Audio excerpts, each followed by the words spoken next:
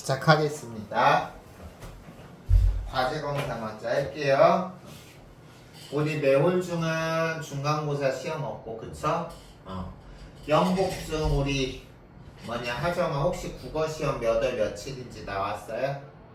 아직 몇 월 며칠인지는 안 나왔어? 나오면 선생님한테 바로 알려줘야 돼. 그래야 우리 파이널 클리닉 일정 잡으니까. 오케이? 과제 검사한 거 확인해보자. 그 자료랑 다 꺼내야지. 자습서 평가 문제지. 이런 이런 거 다 가져와야지. 이거 안 했어 안 했어? 그럼 집에 가서 이거 한 거 대략적으로 선생님이 했다는 거 확인할 수 있게 주요 페이지 찍어서 선생님한테 보내야 돼. 자습서도. 알겠지?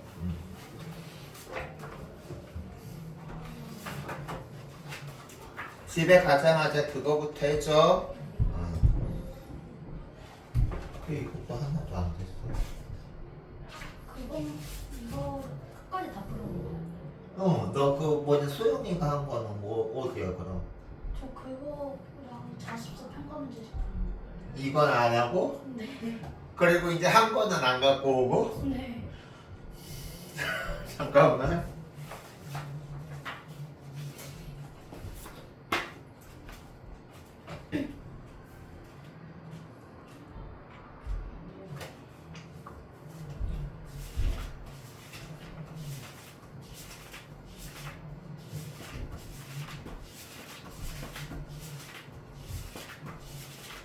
여기 채점이 안 된 거지.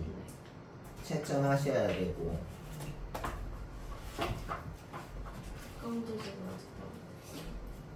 하정이 잘한다고 들었는데 이번 주에 안 봤어요? 끝나고 바로 가야 되지. 이거 그러면 언제까지 다 해서 선생님한테 사진으로 주여장 만한 거 확인받을 수 있겠어? 또 오늘 과제가 나가니까 최대로 빨리 하는 게 좋을 텐데. 오늘 끝나고 뒤에 일정이 어떻게 돼? 확실히 모르겠어요. 하정이가 내가 할 수 있는 선에서 말을 해줘. 그 지금 못한 과제들 뭐를 못한 건지는 알아, 하정아? 언제까지 다 해서 선생님한테 주요 부분 사진 찍어서 확인받을 수 있겠어? 내일 밤까지. 내일 밤까지? 그러면 선생님이 시간을 줄게. 내일 밤 10시까지.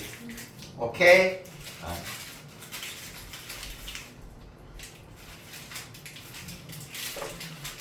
소정이는 오늘 바로 했으니 한 거 안 가져왔으니까 사진 찍어서 보내고. 알겠지? 우리가 지금 보면 하정이는 2-1단은 이제 추가로 나가죠. 그쵸? 하정이는 2-1단은 추가로 나가고, 우리 이제 소영이 같은 경우는 시험은 안 보지만 분명히 기말고사 때 거의 1번부터 4번까지 전체가 다 나올 거야. 그렇기 때문에 이제 우리 그때 4주 동안 몰아서 하려면 힘들기 때문에 미리 하는 거죠. 그래서 오늘 어떻게 진행할 거냐면 2-1단원하고 2-1단원을 하고 2-2단원 같은 경우는 하정이는 이제 2-1단원 끝나고 나면 선생님이 2-2단원은 하정이는 들을 필요 없으니까 그때 해야 될 거를 알려줄 텐데, 선생님이 해야 될 거를 준비는 했는데 하정이가 과제를 좀 상당 부분 안 했잖아.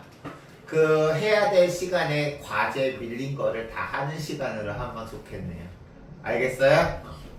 그리고 이제 소영이는 2-2단원까지 오늘 수업 듣고. 오케이? 한 주 잘 지냈나요? 하정이는 아직 선생님이랑 본 지가 얼마 안 돼서 뻘쭘한 거예요. 아까 가영 선생님 보니까 활짝 웃던데? 그럴 거라고 생각해요. 너희들 교재에는 아마 이 페이지부터 나와 있을 것 같아. 맞나요? 그치? 과제는 밀리면 나중에 한도 끝도 없이 양이 불어나기 때문에 약간 밀린 거 같을 때 그때 다 채치워야 돼. 알겠어요? 나중에는 걷잡을 수 없이 불어납니다. 시작하겠습니다. 왜 속도를 고민해야 하는가라고 해서 다음은 빠른 배달 속도의 문제점을 다룬 글입니다. 글쓴이가 자기의 주장을 펼치려고 어떤 방법을 사용하고 있는지 살피며 읽어봅시다 라고 해서 일단 여기서는 빠른 속도의 문제점을 다룬 글이니까 이것에 관한 내용적인 부분을 파악하는 거 당근 중요하고요. 여기서는 그거 외에 우리가 시험 문제 이게 자주 나옵니다 라고 말하는 부분이 있어요. 뭐야? 글쓴이가 자신의 주장을 펼치려고 어떤 방법을 사용하는지, 즉 어떤 설득하는 방법에 대해서 우리가 이 지문에서 나오는 부분마다 선생님의 설명을 통해서 너희들이 잘 이해해야 된다는 뜻이죠. 알겠어요? 시작할게요. 김용섭의 왜 속도를 고민해야 하는가? 당연히 우리가 이 글을 주장하는 글이야. 그리고 제재가 택배기사의 열악한 노동 환경이래. 얘들아, 우리나라처럼 이렇게 배송이 빠르게 오는 나라가 있을 거라고 생각합니까? 없어요. 알겠어요? 예를 들어서 선생님은 주로 자주 사용하는 배달이 교보문고에서 책 주문할 때, 그리고 쿠팡에서 물건 주문할 때, 그리고 이제 선생님 같은 경우는 좀 특이하게 이런 책을 보니까, 알겠어? 이런 책을 보니까 이런 책을 살 수 있는 데서 인터넷으로 책 주문할 때 주로 택배를 자주 이용하는데, 교보문고 같은 경우는 웬만한 책은 오전에 시키면은 밤 11시, 12시에 오고요. 늦어도 그날 시키면은 그 다음날, 다다음날은 와요. 주말 껴도 보통 2, 3일이면 와. 하루만 당일에 오는 경우도 있고, 쿠팡도 우리 로켓 배송에서 겁나게 빨리 오지. 그러면은 소비자 입장에서는 되게 그게 좋잖아. 근데 그거를 반대로 바꿔서 생각하면 문제가 된다는 거야. 알겠니? 그래서 여기 지금 보면 그렇게 빠르게 우리가 받을 수 있는 것에는 택배기사의 열악한 노동 환경이 문제라는 거야.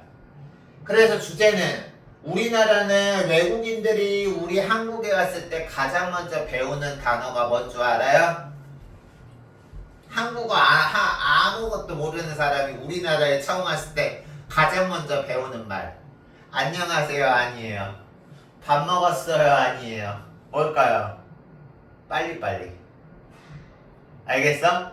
그래서 우리나라처럼 속도를 중시하는 나라에서 속도를 지나치게 중시하지 않았는지 반성하고 작은 불편은 받아들일 줄 아는 소비자가 되자. 이게 필자의 주장이야. 별표 치세요. 얘들아, 선생님이 너희들이 이거 알아줬으면 좋겠어. 다른 선생님도 마찬가지겠지만 선생님은 특히 판서 수업을 중시하기 때문에 선생님이 서서 수업하거나 앉아서 수업하거나 상관없이 판서하는 내용은 모두 선생님이 쓰세요 안 해도 너희들이 중요하다고 생각하고 받아 적어줘야 돼. 알겠어? 그리고 특징은 제목을 의문문으로 제시했다. 왜 속도를 고민해야 하는가 라고 해서 의문문으로 제시해서 호기심을 유발했고, 이 글 같은 경우는 논증 방법이 핵심입니다. 그래서 우리가 논증 방법에는 이따가 자세히 얘기하겠지만 연역 논증, 귀납 논증,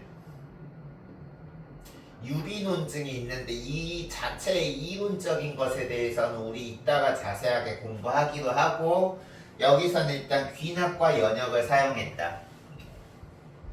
그리고 통계 자료를 활용해서 주장의 타당성을 높인다. 우리가 그냥 말로 하는 것보다 너희들도 그렇잖아. 숫자로 보면은 더 잘 믿죠. 그래서 통계 자료를 통해서 타당성을 높였고, 글은 이렇게 논설문이다 보니까 서론, 본론, 결론으로 나눠서 서론에서 배달 속도가 무조건 빠른 게 당연하다고 여기는 어떤 세상의 현재 상태에 대해서 문제를 제기하고, 이렇게 우리가 속도를 너무 중시했을 때 생기는 문제점. 본론에서는 속도를 중시했을 때 생기는 문제점에 대해서 얘기하고 있어요. 그래서 본론에서는 그때 생기는 문제점 첫 번째가 뭐냐? 교통사고가 자주 발생한다. 두 번째, 택배기사들이 과도한 노동을 한다. 세 번째, 택배기사들의 수입은 그대로다. 네 번째, 택배기사들이 열악한 노동환경에 처해 있다. 이런 문제가 4개 발생한다고 얘기하면서 여기서는 이 4가지의 어떤 문제점을 통해서 필자가 결론에서 주장하는 것은 속도가를 지나치게 중요하지 않았는지 반성하고 좀 늦더라도 작은 불편을 받아들이는 소비자가 되자. 알겠어요? 그래서 종종 택배 노동자들이 실제로 현실에서도 과도한 어떤 그 업무 강도량을 견디지 못해서 택배 기사들끼리 파업을 해서 저번에 8월 15일 날인가 그날 하루는 택배 기사들이 그 택배를 멈췄어요. 그래서 교보문고나 쿠팡 같은 데서도 미리 공지를 했죠. 이날 같은 경우는 택배가 업무가 이루어지지 않으니 늦어질 수 있습니다. 이런 식으로. 알겠어? 그게 우리가 현실하고 밀접한 관계가 있습니다. 그래서 서론 보시면 우리나라는 배달공화국이죠. 너희들 그 배달에 한 번도 안 써본 사람은 아마 없을 것 같아. 한 번쯤은 다 써봤죠. 배달의 민족, 요기요 이런 것들, 쿠팡이츠 이런 것들. 그래서 우리나라는 음식조차도 배달 문화가 되게 빠른데 배달공화국이라고 해도 지나지 않을 만큼 배달 산업이 발달했다. 배달의 민족은 물론이고 꽃도 배달해줘, 서류도 퀵서비스로 배달해줘, 쌀도 우체국에 택배 붙이면 다 배달한다. 됐어요? 그래서 여기서 지금 보면 여기서부터 여기까지가 이게 지금 필자의 주장이야. 결과야. 우리나라는 배달공화국이다. 그 이유가 뭐야? 음식은 물론이고 이런 것도 배달하고 배달만 전문적으로 하는 대행업체도 생겨났기 때문에 배달공화국이라고 한다. 그래서 여기서 이 부분이 인과관계죠.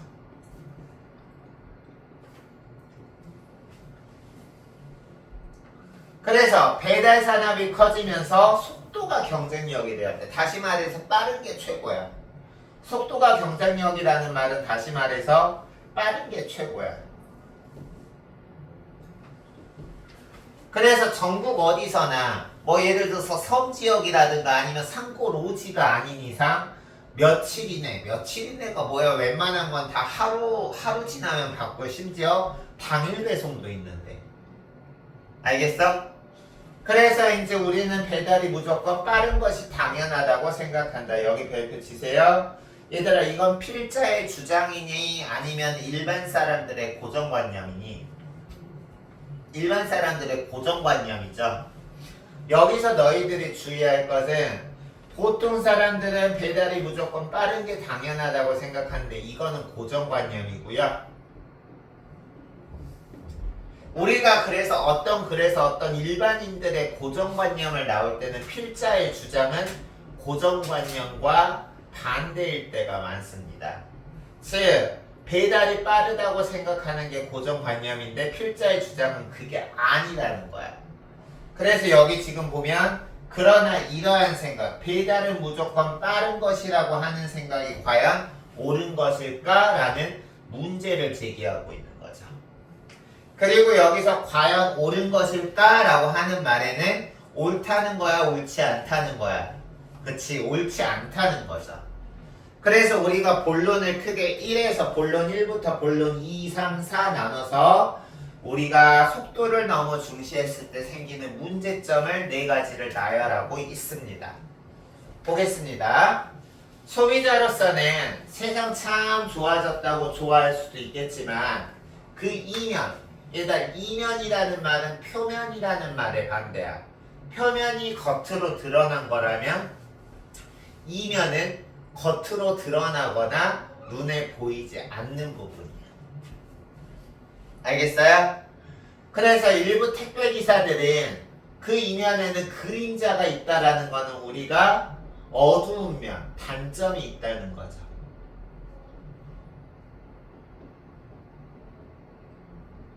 그래서 이제 본론 1, 2, 3, 4에서 그 어두운 면, 단점을 하나씩 나열하는 거야. 그래서 일부 택배기사들은 빨리 배달하려고 과속을 하거나 신호를 어겨서 교통사고를 내기도 한다.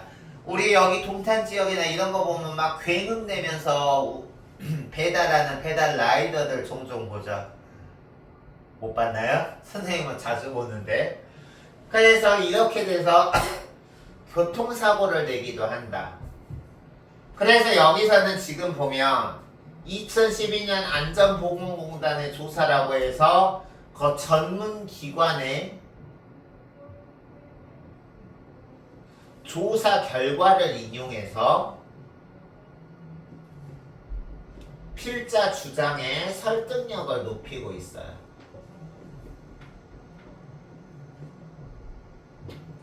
그래서 2012년 안전보건공단의 조사에 따르면 택배업종에서 발생한 산업재해 가운데 교통사고가 절반 이상이라는 거는 뭐냐?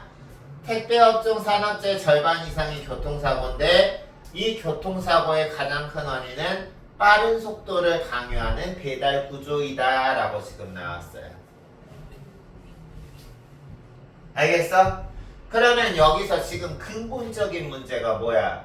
빠른 속도를 강요하는 게 근본적인 원인이 돼서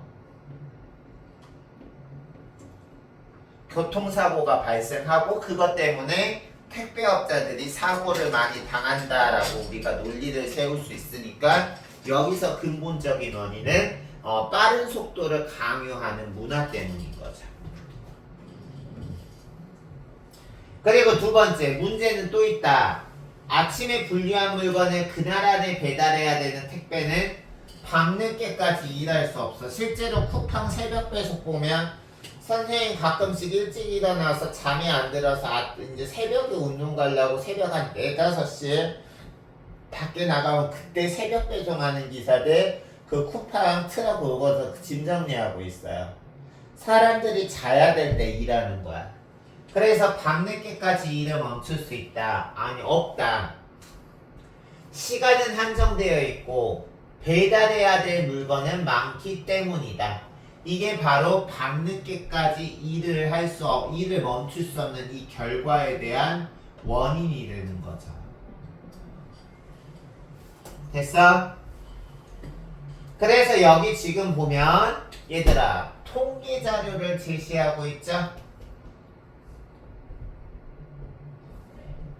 통계 자료를 제시하고 있는데 통계 자료를 제시하는 거는 구체적인 수치화된 자료를 제시한단 말이랑 같아 얘들아.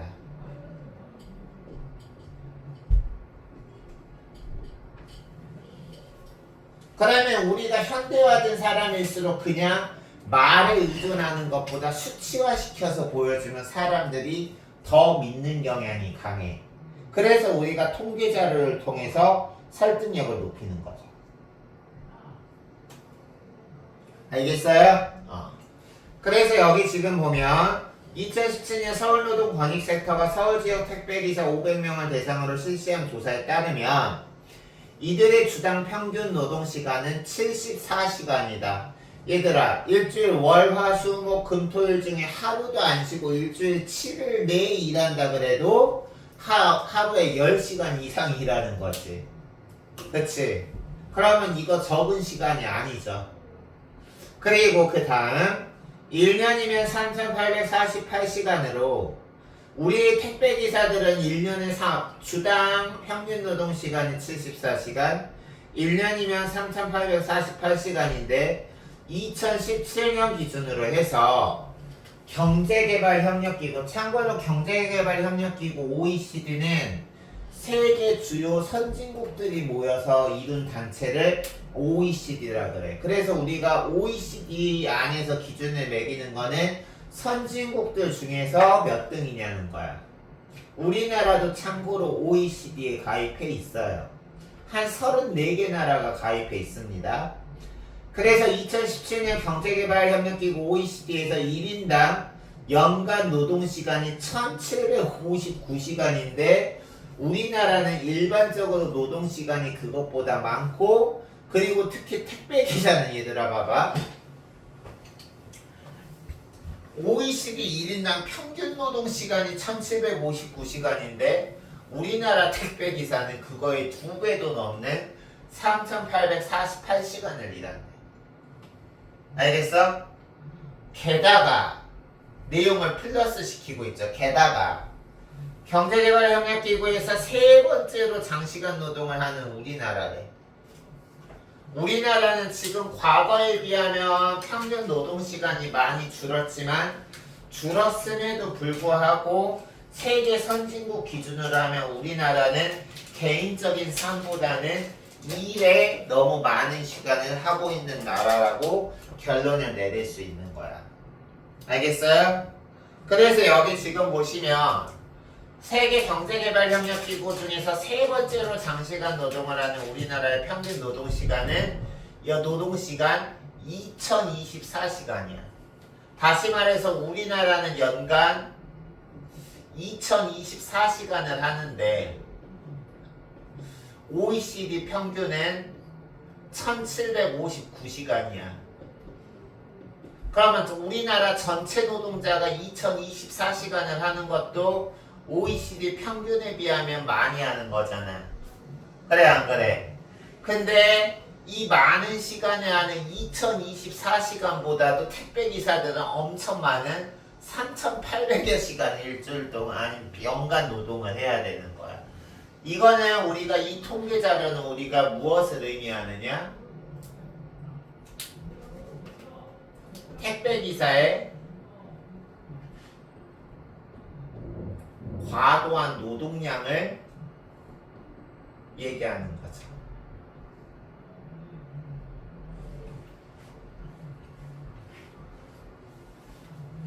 그래서 여기 지금 보면 택배기사들은 쉬는 날도 거의 없어서 한 달에 30일인데 평균 25.3일을 근무했대. 요즘 보통 주 5일 하는데 주 5일은 어린 바쁘너치도 없죠. 그리고 일요일과 공휴일을 제외한 한 달 평균 휴무일은 0.152일이래. 다시 말해서 우리가 빨간 날 제외하고 쉬는 날은 일주일 중에 0.1일밖에 안 되는 거야. 거의 일주일 내내 일한다는 소리죠. 됐어요? 알겠니? 그래서 여기 지금 보시면 일요일과 공휴일을 제외하면 쉬는 날이 아예 없다는 응답자도 90.6%나 되었다. 여기 지금 계속 여기까지 말하는 것이 택배기사의 과도한 노동량을 얘기하고 있어요. 플러스 몸이 아파도 일하는 경우가 많은데 아파서 쉴 정도로 아픈 경우에도 일을 하는 경우가 74.1%다.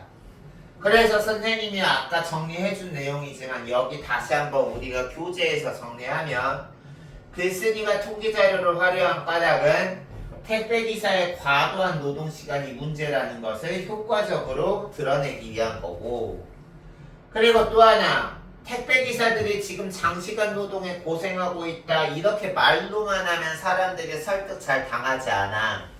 알겠어? 그렇기 때문에 우리가 숫자를 보여줌으로써 여기 밑줄 장시간 노동에 시달리고 있다는 것을 객관적으로 보여줌으로써 주장의 타당성을 높인다. 이 타당성이라는 것은 우리가 주제와의 연관성을 타당성이라고 그래요.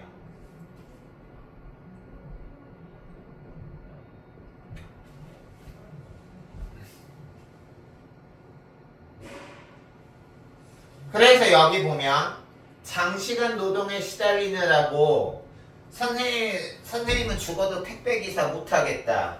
왜냐면 선생님은 다른 건 다 포기할 수 있어도 일주일에 평일 5일 동안 운동 가야 되는 거는 포기할 수 없거든. 근데 택배기사가 되면 하루에 이렇게 일하고 잠자는 시간 빼면은 잠자고 뭐 우리 밥 먹고 기본 시간 빼면 언제 여가 시간 즐길 일이 있겠어. 그래 안 그래? 그냥 일하고 자고 일하고 자는 삶밖에 안 되겠죠. 그래서 여기 보면 휴식조차 없는 삶이 이어지면서 택배기사들의 건강이 위협받고 있다. 이처럼 우리나라 택배기사들은 밑줄 배송 시간을 지키려고 과도한 노동을 하고 있다. 그래서 여기서 통계자료 해석 잘할 수 있어야 돼.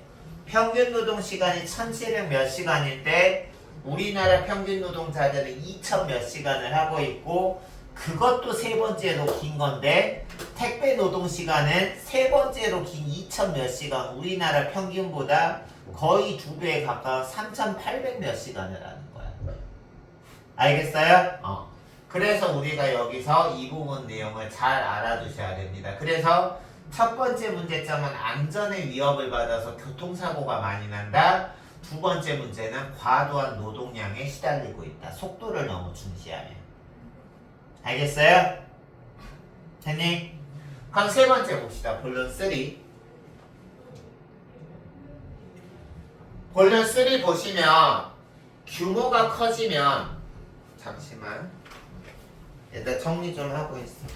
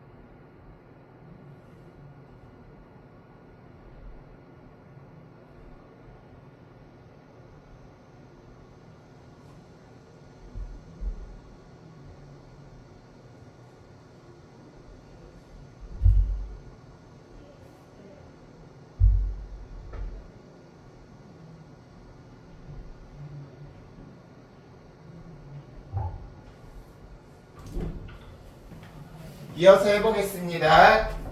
다음 세 번째 문제는 뭐냐? 세 번째 문제는 택배 회사는 돈을 많이 버는데 택배 기사는 수입이 늘어나지 않는다는 거. 알겠어요?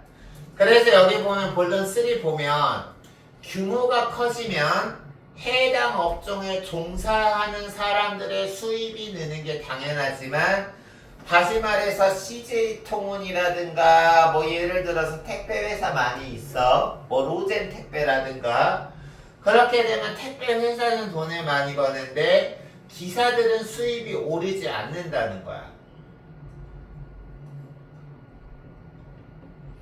그래서 여기 지금 보면 택배 시장이 과열되면서 택배 시장이 과열된다라는 거는 택배 시장에서 경쟁업체가 늘었다는 거야. 그럼 경쟁업체가 늘면은 소비자로서는 선택권이 늘어나지. 그래 안 그래? 그러면은 소비자로서 선택권이 늘어나면 A라는 택배업자가 택배비를 비싸게 받으면 소비자들은 그 택배회사 안 이용하고 다른 택배회사 이용하겠지. 그래서 이렇게 택배 시장이 과열되고 증가하면서 더 저렴한 택배비로 배달하려는 가격 경쟁이 심해졌기 때문에 택배기사 개인의 수입은 달라지지 않은 거야. 예전에는 택배비가 5,000원이어서 택배 하나 배달하면 택배기사가 예를 들어서 2,000원을 벌 수 있다고 가정하면 지금은 택배비가 2,500원으로 줄었기 때문에 한 건을 배달해도 2,000원을 버는 게 아니라 뭐 500원, 600원밖에 못 버는 거야. 그러면 택배기사로서는 더 많은 일을 해야 예전과 똑같은 수입을 벌 수 있을 거 아니야. 예전하고 똑같이 배달하면 오히려 수입이 줄어드는 거야. 알겠어요? 그래서 여기 지금 보면 여기 봐봐. 택배기사들은 유류비, 그 이제 기름값, 그리고 차량 유지비, 통신비 등을 제외하면 택배 한 건당 겨우 800원 번대. 우리가 택배 하나 받잖아.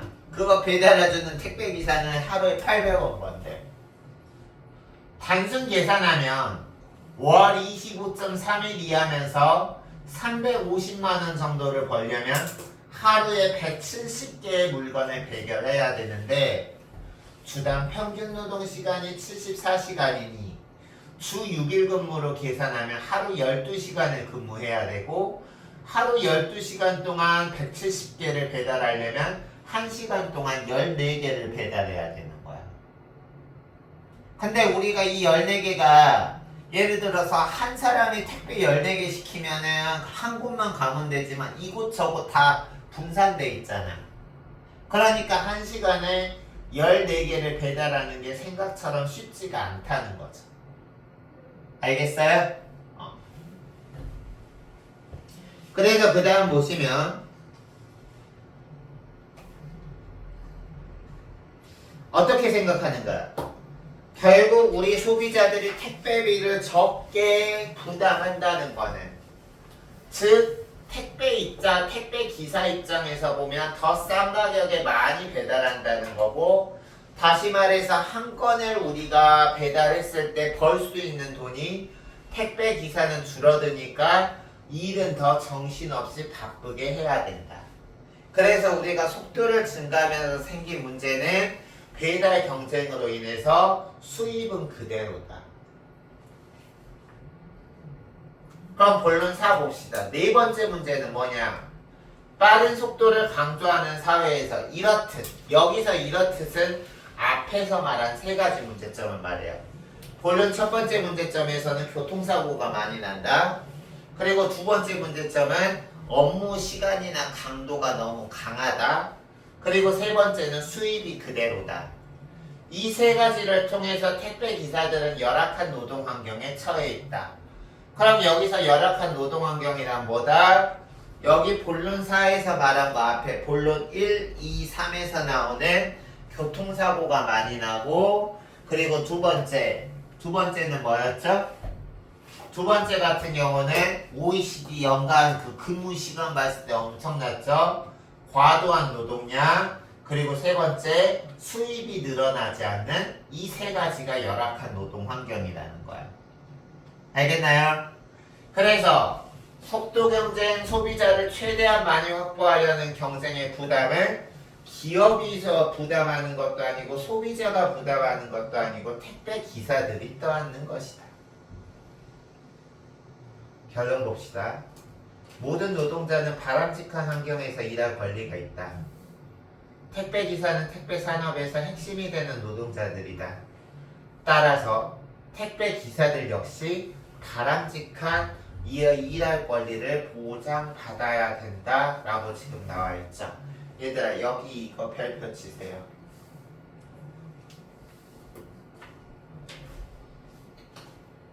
이거는 우리가 논증에는 연역 논증과 귀납 논증과 유비 논증이 있다 그랬는데 이거는 아직 학교에서 여기 이 단원 안 나갔지 얘들아? 나갔니 안 나갔니? 이거 같은 경우는 연역 논증이에요. 왜 연역 논증인지 알려줄게. 연역 논증은 말이야.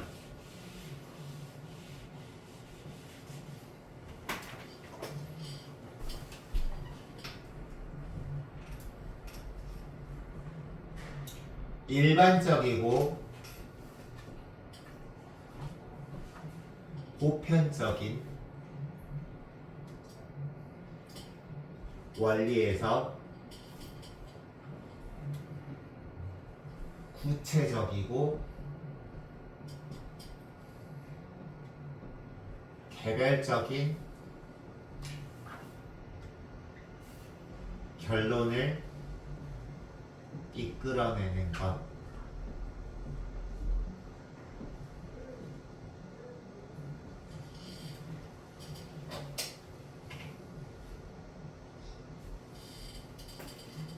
먼저 정리해보자. 내용 설명은 또 뒤에 해줄게요. 그래서 너희들이 이런 얘 선생님이 들어준 예는 너희들이 들어봤을 거예요.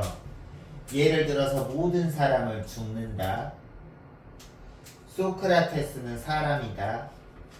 따라서 소크라테스는 죽는다. 이런 예 들어본 적 있어요? 그게 대표적인 연역 논증입니다. 연역 논증은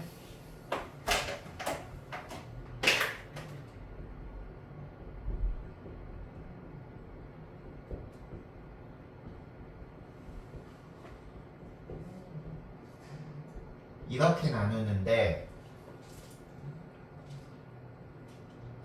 여기서 대전제가 일반적이고 보편적인 원리고요.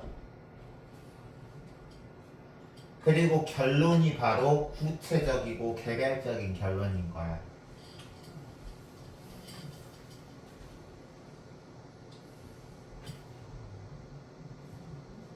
그래서 예를 들어주면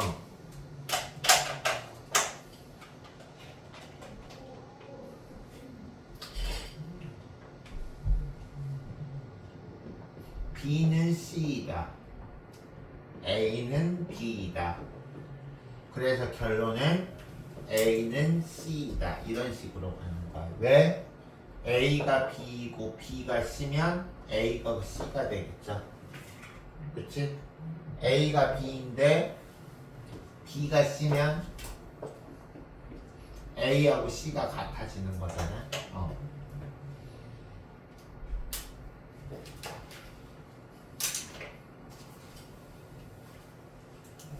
그럼 여기 봐봐.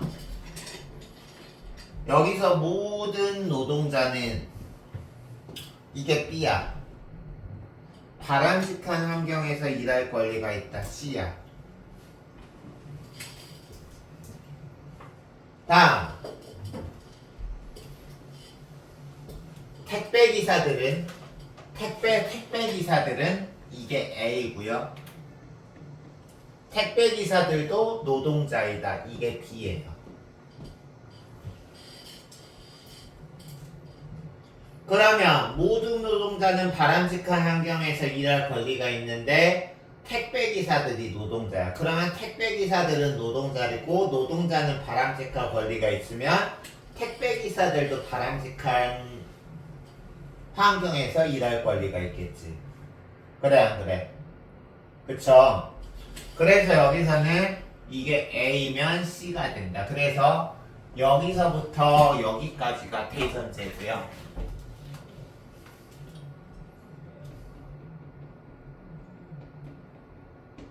여기서부터 여기까지가 소전제고요. 여기서부터 여기까지가 결론이에요.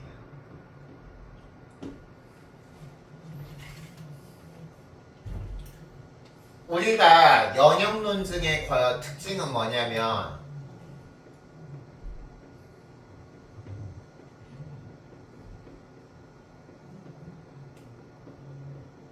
전제가 참이면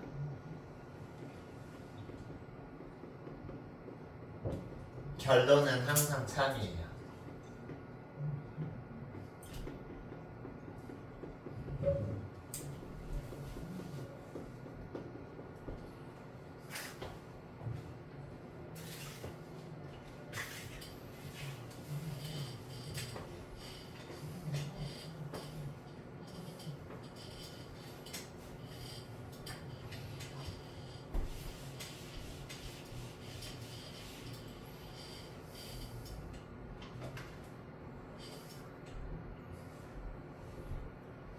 정리해봅시다.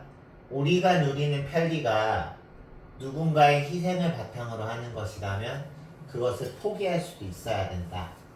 그래서 우리 모두 속도를 지나치게 중요시하지 않았는지 반성하고 택배기사들의 권리가 지켜질 수 있도록 작은 불편은 받아들일 줄 아는 소비자가 되자라고 해서 지금 여기서 글을 마치고 있죠.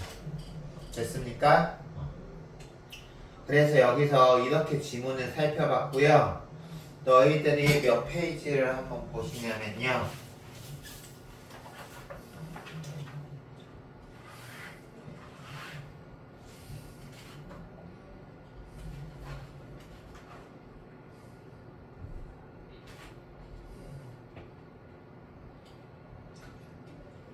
여기 이 부분 한번 봐볼래?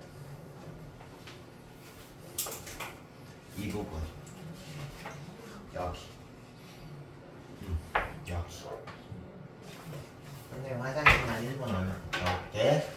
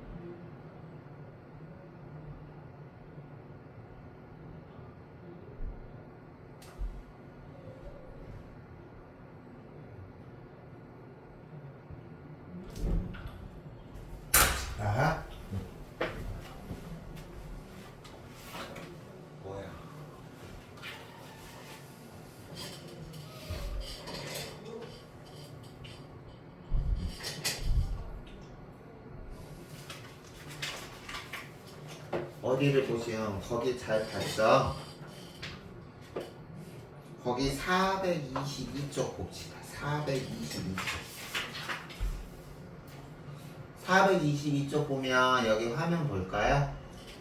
여기 화면이 지금 422쪽에 작은 페이지에 85쪽에 나와 있죠? 그쵸? 이 부분 같이 볼게요. 여기서 지금 보면 이 글의 서론, 본론, 결론을 나눠보고 각각의 중심 내용을 전리해보자 라고 할 때 서론에서는 현재 우리나라가 가지고 있는 일반적인 고정관념에 대해서 얘기했어요. 그래서 서론 1이 배달 산업이 발달한 우리나라에서 사람들이 배달에 무조건 빠른 것이 당연하다고 생각한다 라고 해서 지금 여기서 1문장에서는 고정관념이 나와 있고요. 근데 이제 1문장 마지막에서 이게 과연 옳은 것일까? 라고 하면서 의문을 제기하면서 배달 산업이 배달이 빠른 게 당연한 게 아니다 라고 생각해야 되는 근거를 4가지를 말했어요. 그래서 여기 지금 보면 그 4가지가 열악한 노동 환경이고 이 열악한 노동 환경 같은 경우는 우리가 첫 번째 교통사고 위험에 노출해 있다. 두 번째, 택배기사들은 너무도 많은 노동시간과 강도에 시달리고 있다. 세 번째, 가격 경쟁이 심해지면서 수입은 그대로다. 그리고 네 번째는 뭐였죠? 그래서 네 번째에 보면 우리가 노동자는 안전한 권리에서 바람직한 환경에서 일할 권리가 있는데 택배기사도 노동자니까 택배기사들도 바람직한 환경에서 일할 권리가 있다. 즉 택배기사는 바람직한 환경에서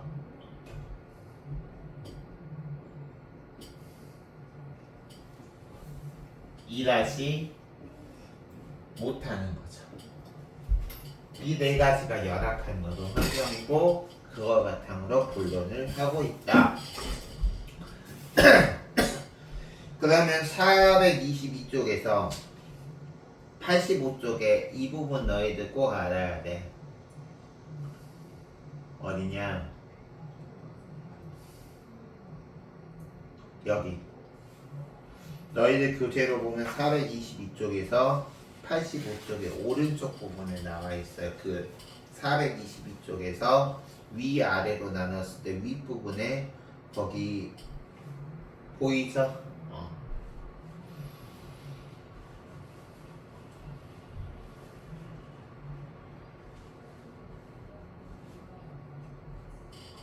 근거를 들어 자신의 주장을 펴는 것을 논증이라고 합니다.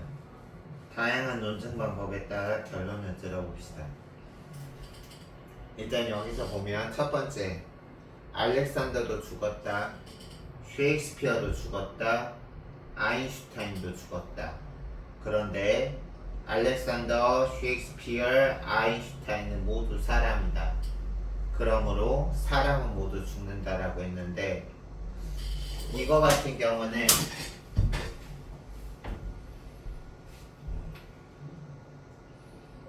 귀납 논증입니다. 귀납 논증은 개별적인 사례들을 통해서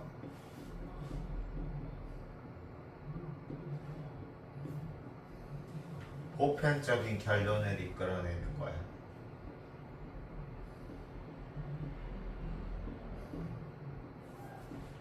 여기서 지금 죽었다라고 말하는 알렉산더하고 셰익스피어하고 아인슈타인은 70억 인구 중에서 3명밖에 안 되지만 이런 개별적인 몇 가지 사례들로 사람에 속하는 알렉산더, 셰익스피어, 아인슈타인이 죽었으니까 모든 사람은 죽는다라고 개별적인 사실들이 이거고요.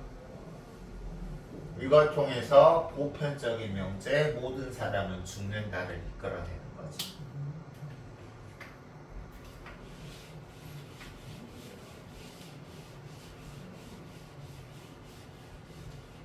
귀납 논증의 특징은 뭐냐?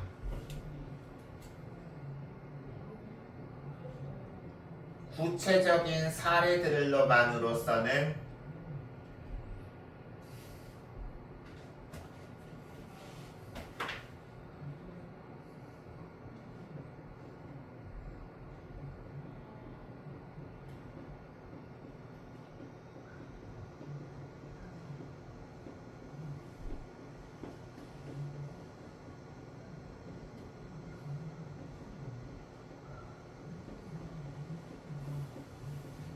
이게 첫 번째 특징입니다. 일단 알렉산더가 죽었다, 셰익스피어가 죽었다, 아인슈타인도 죽었다라는 이 사실만으로는 알 수 없는 사람이 모두 죽는다라는 새로운 결론을 이끌어내고요.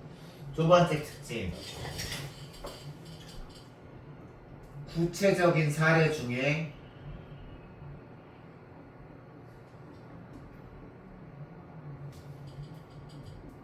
하나라도 거짓이 있으면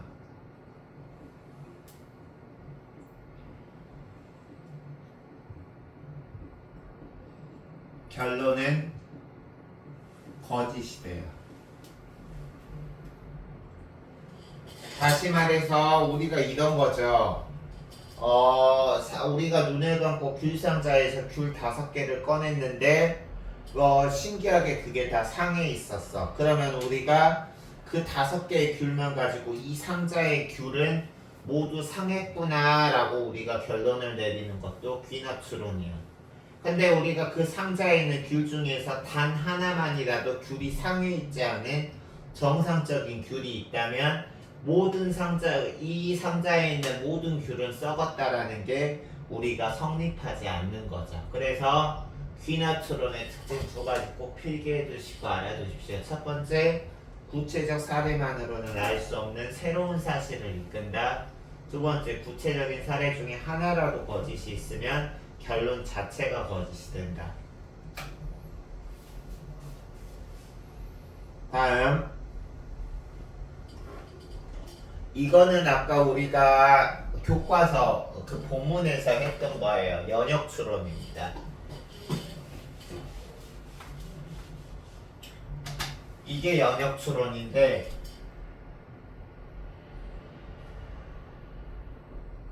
연역추론은 아까 선생님이 일반적이고 보편적인 원리에서 구체적인 결론을 이끈다라고 하면서 이 연역추론 예문에서는 모든 생물은 영양을 섭취해야 살 수 있다. 사람은 생물이다. 그러므로 사람은 영양을 섭취해야 살 수 있다고 나왔는데 이 일반적이고 보편적인 원리를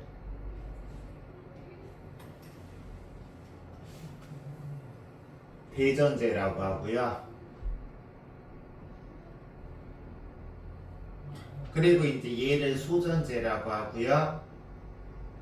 그리고 이제 여기서 좀 더 특수한 사실, 특수하고 구체적인 결론을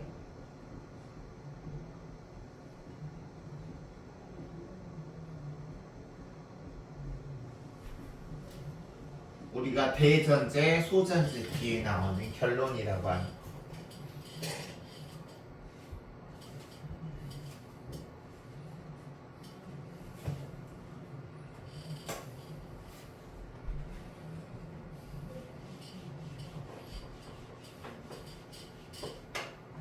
아까 연역추론은 특징 얘기했죠. 전제가 참이면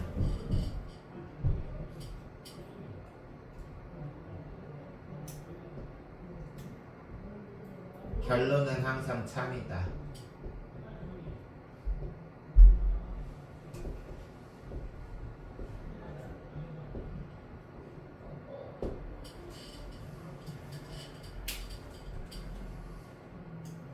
다음, 두 대상의 유사한 속성을 근거로 결론을 이끌어 보세요 라고 했는데 이거는 뭐냐면 유비추론 혹은 유추라고 합니다.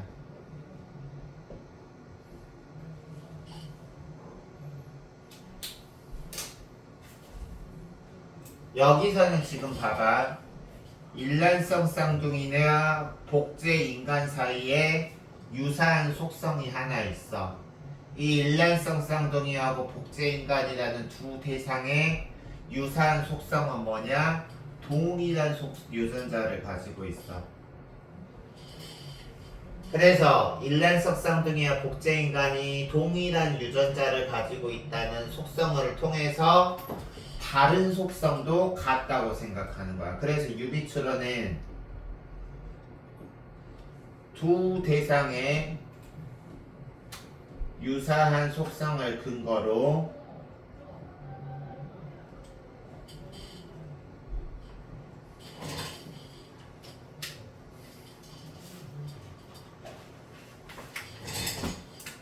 다른 속성도 동일하다고 추론하는 것.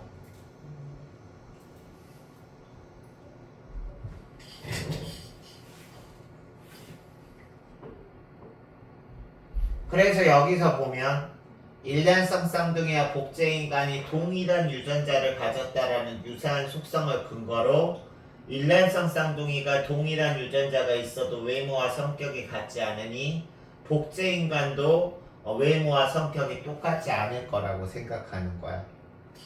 좀 더 쉽게 선생님이 예를 들면 영수는 남학생이고 영수는 남학생인데 공부를 잘한다.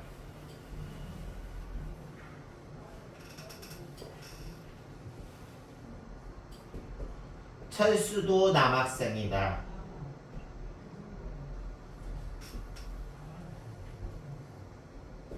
그러므로 철수도 공부를 잘할 것이다. 이렇게 추론하는 게 유추죠. 여기서 지금 영수하고 철수는 남학생이라는 공통점이 하나 있는데 그걸 근거로 해서 다른 속성도 동일하다고 추론하는 거야. 영수가 남학생인데 공부를 잘해? 철수도 남학생이네. 그러면 철수도 영수처럼 공부를 잘할 거야 라고 추론하는 걸 유비추론이라고 합니다. 그래서 우리가 이렇게 살펴봤고, 우리가 그래서 아까 귀납추론이라는 거는 구체적인 사례가 하나만 거짓이면 결론도 거짓이 된다 그랬고요. 그리고 여기서 유비추론 같은 경우에서도 유비추론 같은 경우도 우리가 정확도가 그렇게 높지 않아요.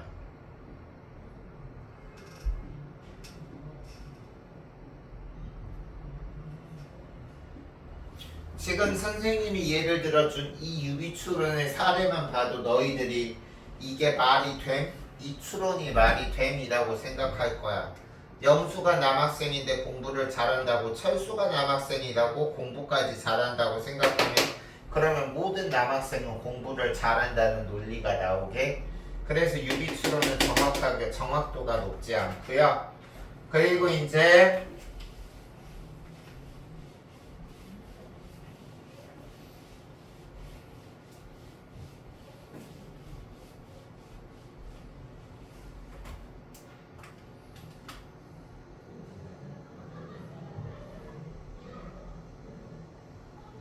두 대상의 유사한 속성을 근거로 나머지도 동일할 거라고 결론을 이끄는 거야.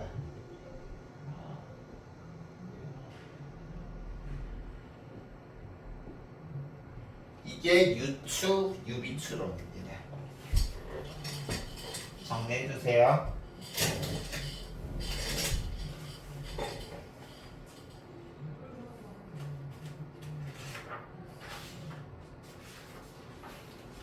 다음 보시면 다음 페이지 넘어가서 여기서 우리가 다음 페이지에서 봐야 될 건 423쪽에서 윗부분에 보면 86쪽 잘 봐야 되고요. 424쪽에 89쪽에 있는 추가 지문으로 나온 이규고의 이혹설에 대해서도 우리가 잘 알아야 돼요. 보겠습니다. 먼저 423쪽에 86쪽. 이 글에서 사용된 논증 방법을 파악해 봅시다. 본론의 내용을 다음과 같이 정리해보자 그랬는데, 화면 글씨가 작으면 이 화면을 보셔도 돼. 그래서 여기 지금 보면 문제점 1 교통사고가 많이 발생한다. 문제점 2 과도한 노동을 한다. 문제점 3 수입은 달라지지 않는다. 그래 놓고 지금 이게 본론 1이었고 본론 2였고 본론 3이었고 본론 4에서 이걸 종합해서 열악한 노동 환경에 처해져 있습니다 라고 얘기했어. 그러면 여기서는 지금 보면 이 표 봐봐. 얘가 개별적 사실이야.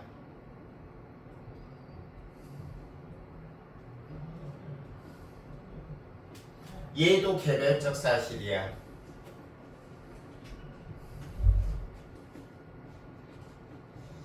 얘도 개별적 사실이야.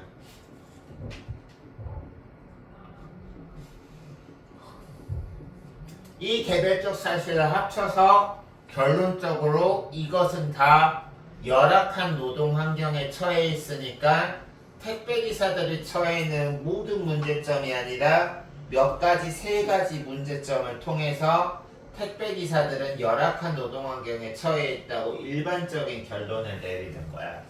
그렇기 때문에 우리가 이번 글의 본문 속도를 너무 중시하면 안 된다라고 하는 글에서는 전체 글의 구조는 귀납추론이 쓰인 거죠.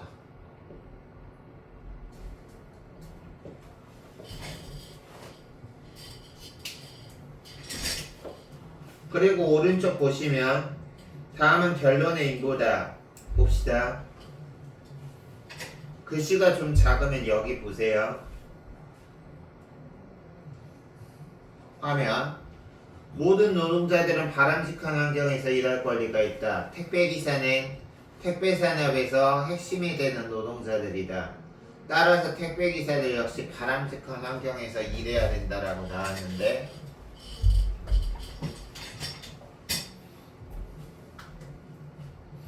이게 대전제죠.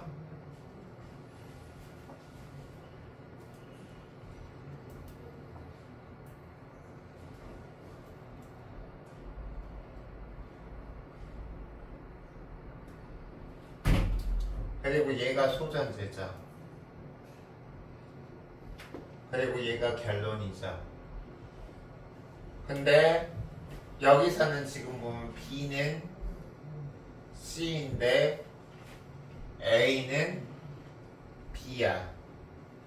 그러면 택배기사가 노동자고 노동자가 바람직한 환경에 일할 권리가 있으면 택배기사는 바람직한 환경에서 일할 권리가 있는 거죠. 그래서 대전제, 소전제 결론이고요. 그래서 우리가 이런 연역론 중에서는 3단론법이라는 말로도 바꿨습니다.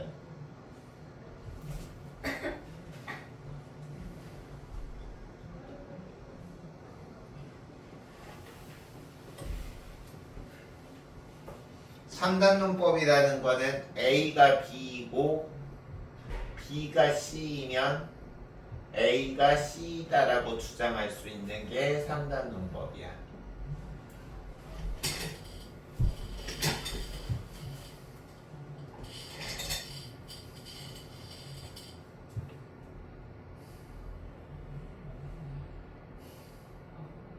다음 이제 여기 볼 텐데요. 여기는 너희들 교재로 424쪽에서 위에 89쪽에 작은 글씨도 좀 나와서 보기 불편할 텐데 424쪽 89쪽에서 3번 다음 글에서 사용된 논증 방법을 파악하며 읽어봅시다. 행랑체가 퇴락하여 지탱할 수 없게 된 것이 3칸이었다. 나는 마지못해 지탱할 수 없을 정도로 무너져버린 이 행랑체를 다 수리했다. 그런데 그중 2칸은 비가 센 지 오래되었으나 나는 그것을 알면서도 이럴까 저럴까 망설이다가 손을 대지 않았다. 여기서 주의할 거, 행랑체가 퇴락해서 지탱할 수 없게 된 게 3칸의 방이 있었는데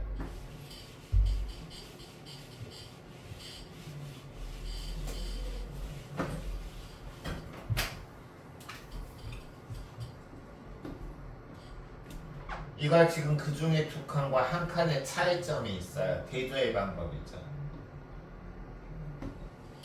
처음 두 칸은 예전부터 비가 샌 지 오래되었으나 나는 그걸 알고도 고치지 않았다. 그리고 나머지 한 칸은 처음 비가 셀 때 서둘러 기아를 갈았다. 그럼 차이점은 뭐냐? 처음 두 칸은 수리를 미루은 거야. 다시 말해서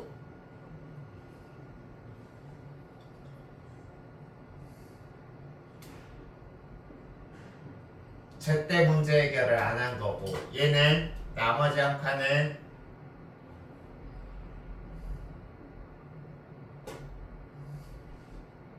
문제를 해결한 거야. 그래서 거기 보면 이번에 수리하려고 보니 비가 샌 지 오래된 것, 이거는 세 칸 중에서 처음 두 칸이죠. 처음에 문제가 생겼을 때 고치지 않고 미루었던 비가 샌 오래된 것은 그 석가래나 춘야나 기둥 들보가 모두 못 써서 못 쓰게 된 가격으로 수리비가 엄청나게 들었다. 즉 바로 고치지 않고 미룬 행장체는 나중에 고치려면은 엄청난 돈이 들게 된다. 근데 한 번밖에 비가 새지 않았던 거는 바로 고쳤던 거죠. 이렇게 문제가 생겼을 때 바로 고치게 되면 밑으로 온전해서 다시 쓸 수 있었다. 그래서 그 비용이 많이 들지 않았다라는 차이점이 있어요. 그래서 지금 여기서 첫 번째 문단은 행랑체가 퇴락해서 수리한 경험을 바탕으로 해서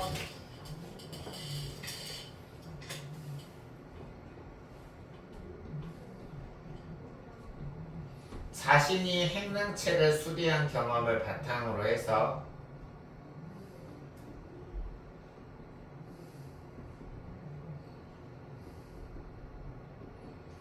행랑체를 수리한 경험을 바탕으로 해서 사람의 경우하고 지금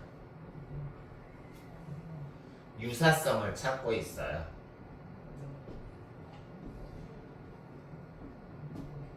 봅시다. 나는 이에 느낀 것이 있었다. 사람의 경우도 마찬가지다. 빗줄. 잘못을 알고서도 바로 고치지 않으면 곧 그 자신이 나쁘게 되는 것과 마찬가지로 나쁘게 되는 것이 나무가 못 써서 쓰게 되는 것과 나무가 썩어서 못 쓰게 되는 것과 같다. 별표 치세요. 이거는 우리가 먼저 두 대상의 유사성이 있죠. 행랑체도 문제가 있었을 때 바로 고치지 않으면 나중에 수리비가 오지게 들어. 근데 사람도 마찬가지로 잘못이 있다는 걸 알았을 때 바로 고치면 큰 문제가 안 하는데 잘못이 있다는 걸 알고도 바로 고치지 않고 나중에 고치려고 하면은 그게 수리비가 많이 드는 거야. 뭐 병원비가 많이 든다거나. 선생님의 경우도 마찬가지죠. 선생님 지금까지 금연 잘 성공하고 있는데 선생님도 잘못을 알고 바로 고치지 않았어. 예를 들어서 20살에 호기심에 피었으면 바로 그만뒀어야 되는데 그걸 담배가 몸에 안 좋다라는 걸 알면서도 바로 고치지 않고 23년이 지나고 나서 뭐 아직 몸에 큰 병은 없지만 몸에서 이제 점점 담배 피지 말라고 신호를 보내는 것 같네 라고 그걸 깨닫고 나서 뒤늦게야 지금 금연을 하는 거야. 물론 지금도 늦지 않았지만 하지만 우리가 잘못을 알고 바로 고쳤을 때에 비하면 훨씬 지금 좋지 않겠죠. 그래서 거기 잘못을 알고서도 바로 고치지 않으면 곧 그 자신이 나쁘게 되는 것과 마찬가지로 여기 봐봐.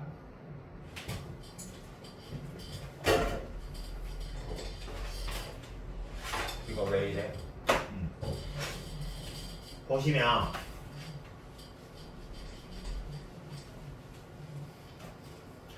잘못을 알고도 고치지 않으면 해를 받지 않고 다시 착한 사람이 있어. 다시 말해서 잘못을 알고 고치기를 꺼리지 않는다라는 거는 다시 말해서 기꺼이 고친다는 거야. 내가 뭔가 잘못이 있다라는 걸 알았을 때 그걸 알고 나서 내가 잘못됐구나 라고 알고 나서 바로 그거 고치면 해를 받지 않고 큰 문제를 받지 않고 다시 착한 사람이 될 수 있다. 그래서 말끔하게 다시 쓸 수 있다. 이게 지금 사람에 관한 깨달음으로 유추죠. 즉 행량체를 수리했을 때의 경험과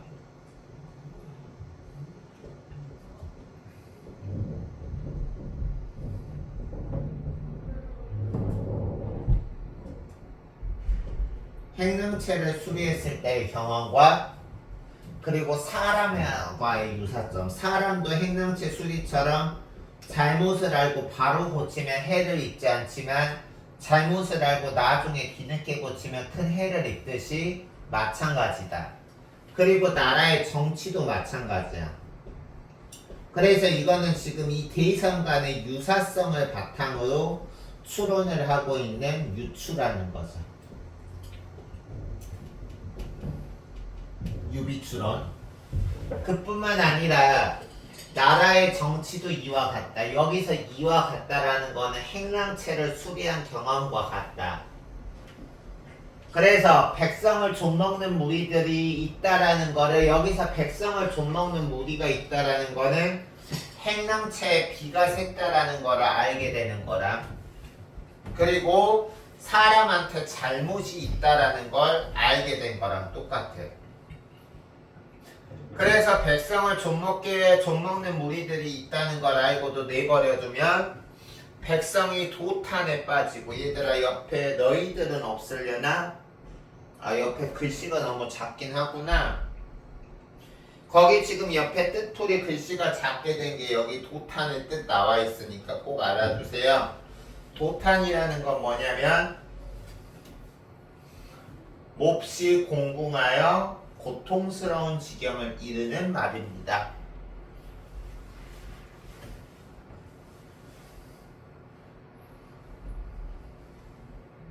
그래서 여기 지금 보시면 백성들이 몹시 공공해져서 고통스러운 지경에 이르게 되고 나라가 위태롭게 된다. 행랑체의 경우와 사람이 잘못을 알았을 때와 정치의 백성을 좀먹는 무리가 있을 때 유사성으로 유추가 된다는 거야. 그래서 백성을 좀먹는 무리가 있다라는 걸 알고서도 가만히 놔두면 나라가 위태로워져. 행랑체 수리 안 하면 나중에 수리할 때 돈 많이 들고 사람이 잘못을 알고도 고치게 되면 자기가 나빠지는 것처럼 나라가 위태로워져. 유사점이죠. 그래서 그런 뒤에 급히 이제 나중에 우리가 후회하면서 급히 뒷북치는 거야. 그런 뒤에 급히 바로잡으려 해도 잎이 썩은 제복처럼 때는 늦어버렸다. 어찌 삼가지 않겠는가? 삼가지 않겠는가라는 거는 삼가야 한다는 뜻이죠. 삼가다라는 거는 무언가를 하지 않는다라는 뜻이야. 그래서 여기서 삼간다라는 것은 무엇을 삼가야 되냐면 잘못을 알고도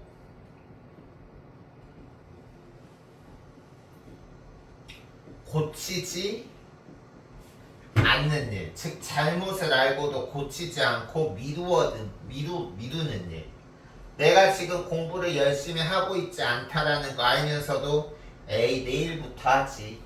이렇게 잘못을 알고도 고치지 않는 일을 삼가야 한다라는 뜻이죠.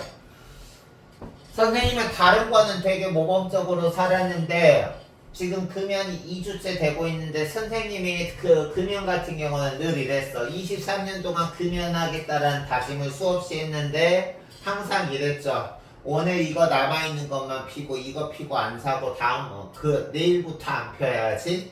아니요, 그러면 안 돼요. 바로 버리고 끊어야 됐는데 나는 그걸 알고도 바로 고치지 않았기 때문에 그게 20년이 넘게 이루어진 거지. 그래서 잘못을 알고도 고치지 않는 일은 삼가야 된다. 즉 잘못을 알면 바로 고쳐야 되고 백성의 정치에 좀먹는 무리가 있다면 바로 내쳐야 된다. 이런 뜻이죠.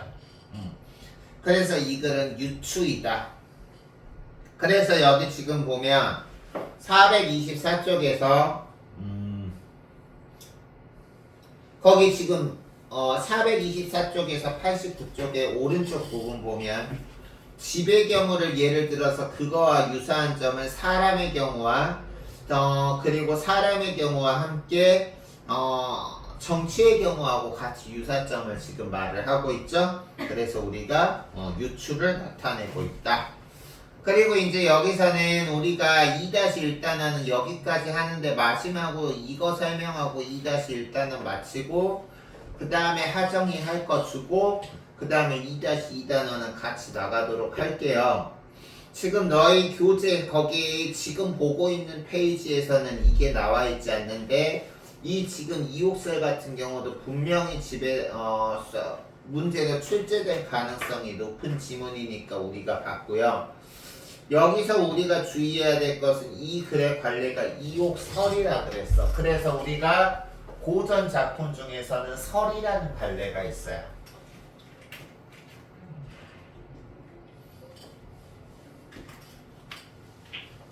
그럼 우리가 설이라는 관례가 뭔가 보면 설이라는 관례는 뭐냐?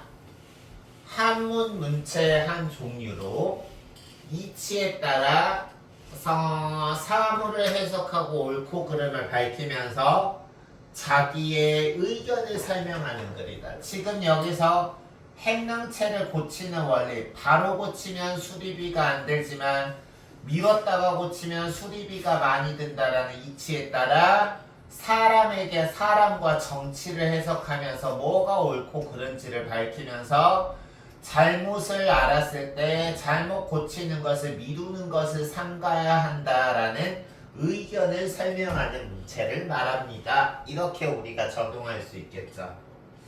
그래서 우리 국문학에서는 크게 문학 장르를 시, 소설, 수필, 희곡으로 나누는데 이 글은 수필에 가장 가까운 글이다.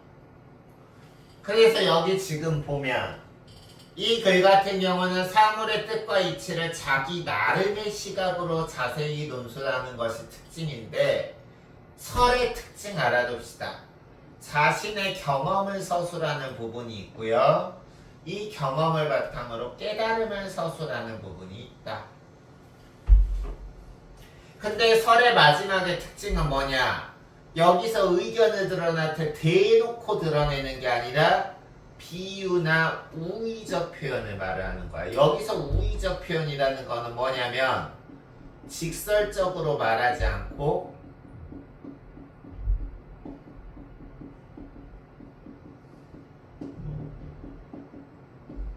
간접적으로 돌려 말하는 것을 우의적 표현이라 그래요. 이거는 너희들이 고등학교 문학에서도 우의적 표현이라는 거 많이 나오기 때문에 거기 너희들 교과서에는 인쇄 글자로 나와 있지 않겠지만 여기서 지금 이옥설이 우의적 방법을 표시했고 우의적 방법이라는 것이 이거라는 거는 필기해 두시고 알아두시는 게 아마 좋을 겁니다.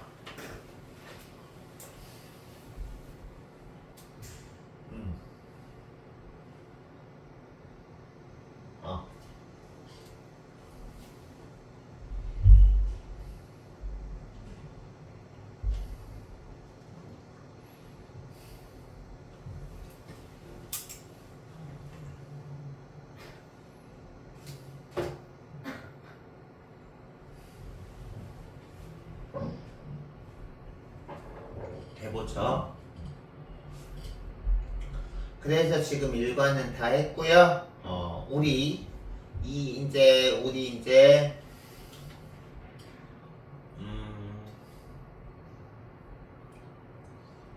여기까지 됐고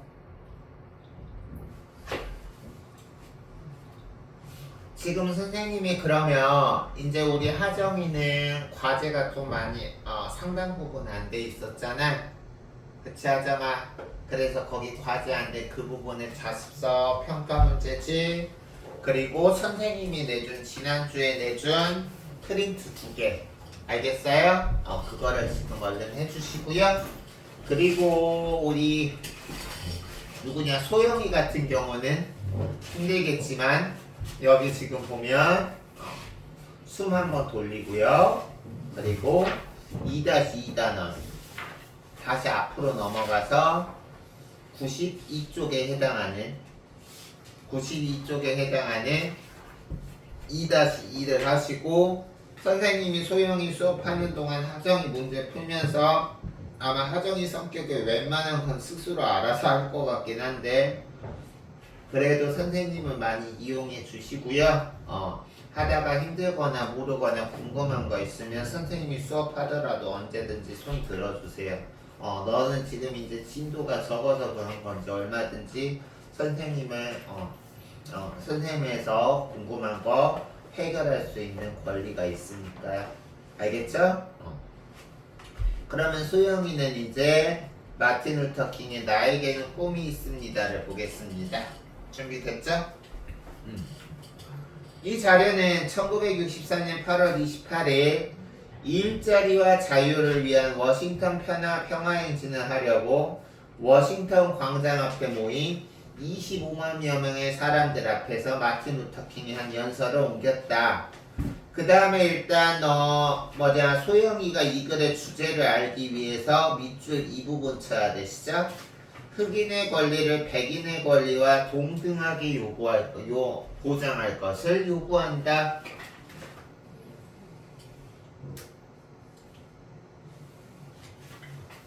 보자. 저는 오늘 역사에서 자유를 향한 가장 위대한 행진으로 기억될 이 자리, 이게 바로 여기 지금 너 필기 자료에도 나와 있겠지만 여기서 지금 자유를 위한 가장 위대한 행진이 바로 일자리와 자유를 위한 워싱턴 평화행진이라는 거야. 그래서 이 자리에 함께하게 되어서 기쁩니다 라고 해서 화자가 지금 여기서 노예 해방 선언을 하고 있죠. 그래서 여기 지금 보면 마틴 루터 킹이 이 연설문의 연설자인데 연설자의 마틴 루터 킹은 이 25만 명 앞에서 연설을 하면서 이렇게 얘기를 했대요. 100년 전 한 위대한 미국인이, 여기서 이 한 위대한 미국인은 링컨 대통령을 말하는 거야. 이 링컨 대통령이 노예 해방 선언에 서명하였습니다. 그러면 화자가 지금 여기서 마틴 루터 킹이라는 화자가 링컨 대통령이 한 노예 해방 선언을 언급한 이유는 뭐냐? 자신의 이 주장을 강화하기 위해서 그렇겠죠? 그래서 소영아 여기 봐봐. 흑인이 차별받는 현 상황의 부당함을 말하기 위해서. 그래서 이 문제를 해결하기 위해서 우리가 해야 될 방향은 흑인이 백인과 똑같은 대우를 받아야 되기 위해서. 이렇게 되는 거죠. 지금 우리는 그를 상징하는 자리에 서 있습니다. 링컨 대통령을 상징하는 자리에 서 있습니다. 그 중대한 선언은 바로 이 미국인의 앞에서 한 링컨의 노예 해방 선언이야. 이 중대한 선언은 부당함이라는 불길에 몸을 대며 시들어간 수백만의 흑인 노예들에게, 여기 봐봐. 퀴즈 표현 이거. 아이고 왜 선생님이 갑자기 몸을 못 가느니. 이 두 개 표현은 바로 이 노예 해방 선언을 비유한 표현이다. 그래서 여기서 노예 해방 선언은 희망의 들불이다. 노예 해방 선언은 환희의 새벽이다라고 해서 A는 B다라고 은유법을 쓰고 있죠. 그래서 노예 해방 선언은 노예들에게 희망의 들불이 되었습니다. 다시 말해서 희망을 세워 주었고, 또 하나는 노예 해방 선언은 노예들에게 환희라는 것이 기쁜 어떤 매우 커다란 즐거움을 우리가 환희라 그래요. 그래서 환희의 새벽, 우리가 새벽은 보통 처음을 뜻하죠. 그래서 우리가 기쁨을 가져주는 첫 시작이 되었습니다. 다음 보죠. 그 아래 다음 페이지가 아니라 여기 보는 거야. 제재개관. 이 글은 연설문이고 이 글 같은 경우는 주제가 인종 상관없이 모두가 평등하게 살 수 있도록 다 같이 노력하자는 거야. 우리가 보통 흑인종이 비나 인종차별을 많이 당하고요. 그거 아는지 모르겠지만 선생님의 그냥 판단이 잘못될 수도 있는데 스포츠에는 소영이가 왠지 큰 관심이 없을 것 같은 느낌이 드는데 손흥민 정도는 알 거야. 그치?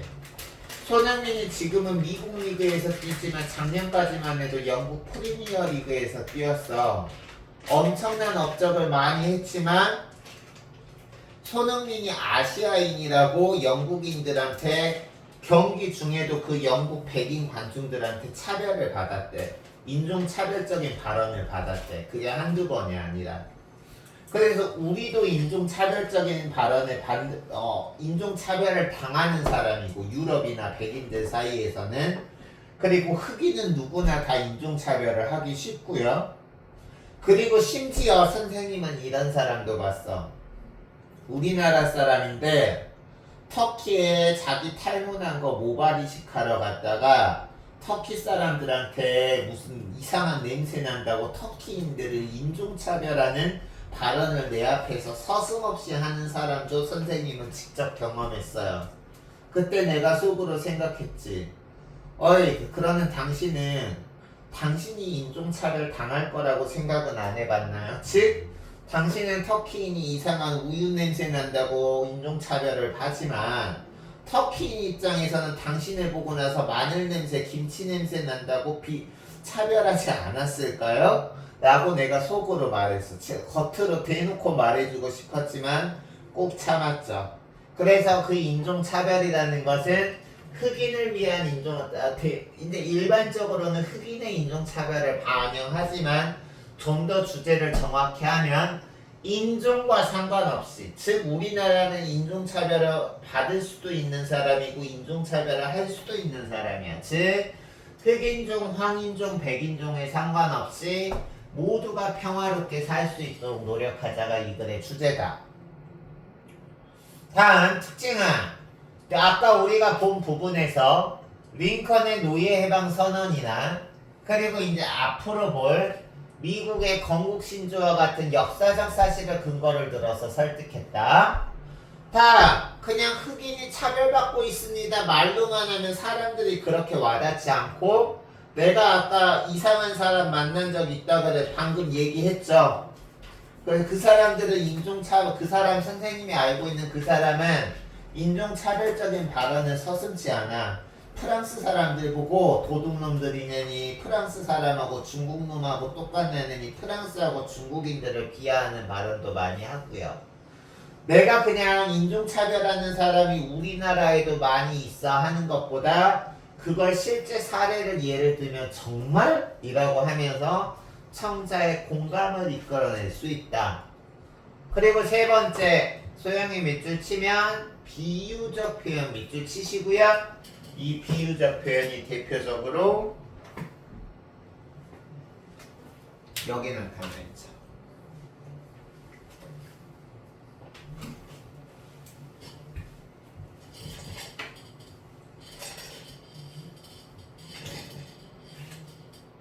그리고 교사 발문에서 여기 아래 발문 한번 봅시다. 여기 지금 초반부에서 100년 전 뭐 이런 말, 그리고 이제 우리가 여기 그 다음 페이지에서 소영아 여기 봐봐. 다음 페이지에서 100년이 지났지만 이런 말을 하는 거는 지금이나 100년 전이나 바뀐 게 있다 없다? 없다라는 거죠. 그래서 여기 지금 보면 100년이 지났지만 이라는 말을 여기에서도 반복하고 여기에서도 반복하고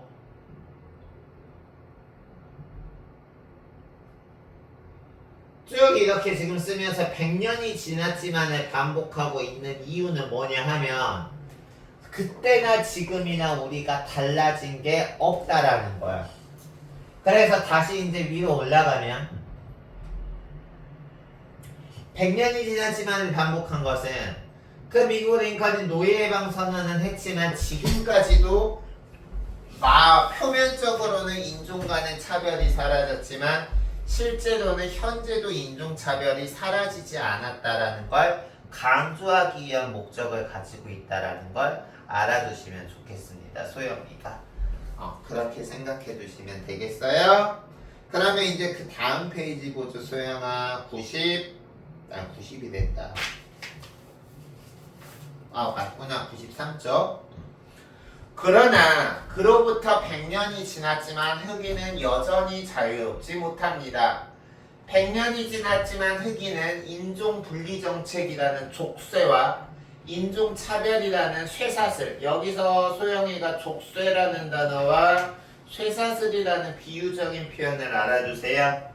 여기서 족쇄하고 쇠사슬은 사람을 억압하는 도구라는 비유적인 의미를 가지고 있어.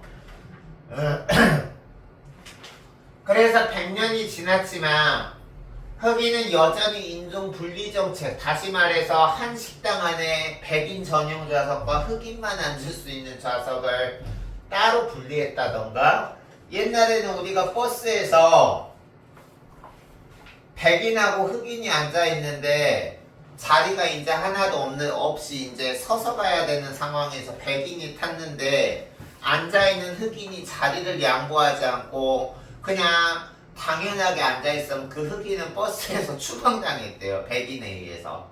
어떻게 감히 백인이 왔는데 흑인 너 따위가 자리에 앉아있냐고. 지금 생각하면 말도 안 되는 거죠. 그쵸? 근데 그게 그때는 당연하게 그렇게 행해지고 있었대. 그래서 그런 인종 분리 정책이라는 족쇄와 인종 차별이라는 쇠사슬에 묶인 채 절뚝 비창거리며 살고 있습니다. 다음 100년이 지났지만 흑인은 여기서 지금 경제적인 풍요와 거대한 물질의 풍요에 바다는 현재의 모습이야. 현재 우리가 물질 문명은 이렇게 발달했는데 흑인이 처한 현실은 가난인 거야. 현재 대부분의 사람은 거대한 물질 풍요의 바다에 살고 있지만 흑인은 가난에 살고 있다. 바뀐 게 하나도 없다.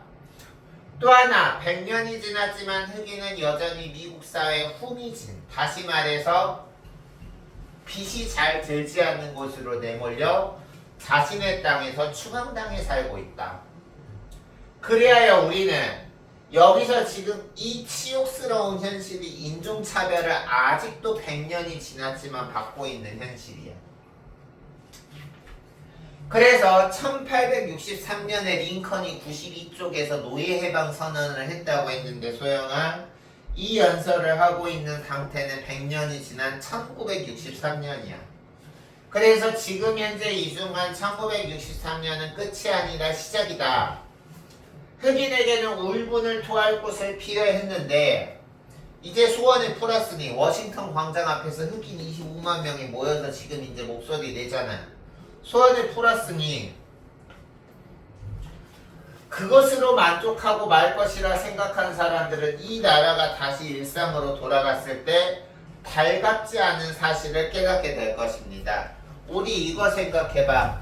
예전에 2016년 때 촛불 집회 열렸었지. 기억하니? 그때 막 국민들이 막 추운 날씨, 더운 날씨에도 대통령이 잘못한 거에 대해서 탄핵을 요구하면서 촛불 들고 거리에 나갔었잖아. 그래 안 그래? 그리고 올해에도 있었죠. 작년 12월에 전 대통령이 계엄령을 선포했잖아. 12월 3일 날. 그거는 말도 안 되는 일이기 때문에 국민들이 또 다시 한번 들고 일어났잖아. 평화로운 시위로.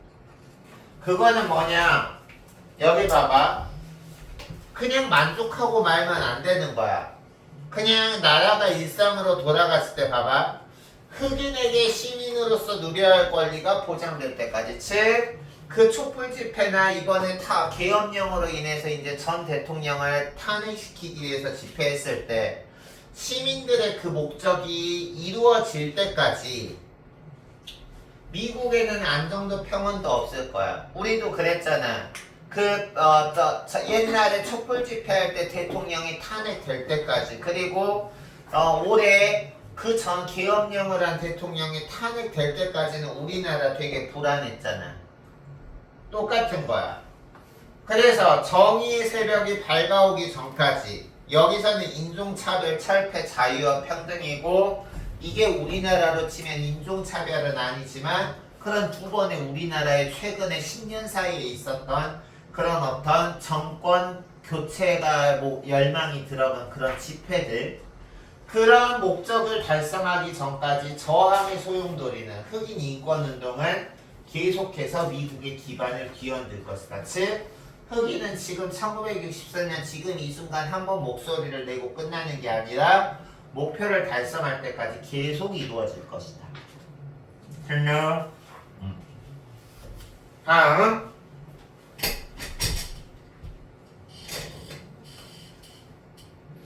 그래서 여기 봅시다. 이 글은 100년 전 링컨 대통령이 노예 해방운동에 서령했다 해서 이 글은 이제 우리가 소영아 여기 보면 우리가 기말고사 때도 이제 다시 한번 하겠지만 연설문이니까 우리가 청중들을 설득하는 게 목적이야.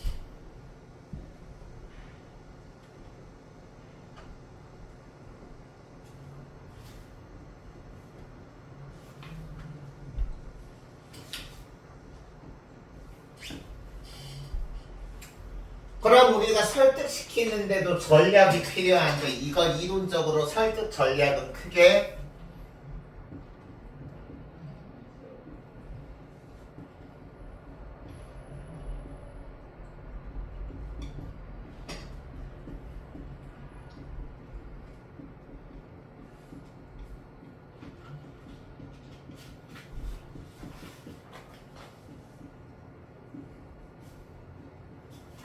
이렇게 나눕니다.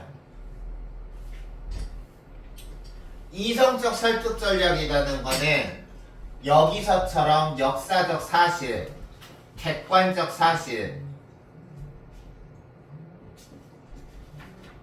이론 같은 것을 들어서 이런 것을 들어서 설득하는 것을 이성적 설득 전략이라고 하고, 인성적 설득 전략이라는 거는 말하는 이의 도덕성이나 가치관의 근거에서 설득하는 게 인성적 설득 전략이고, 우리 인성이 올바르다 할 때 인성. 감성적 설득 전략이라는 거는 감정에 호소하는 거야. 그래서 감성적 설득 전략은 감성에 호소하는 것이다.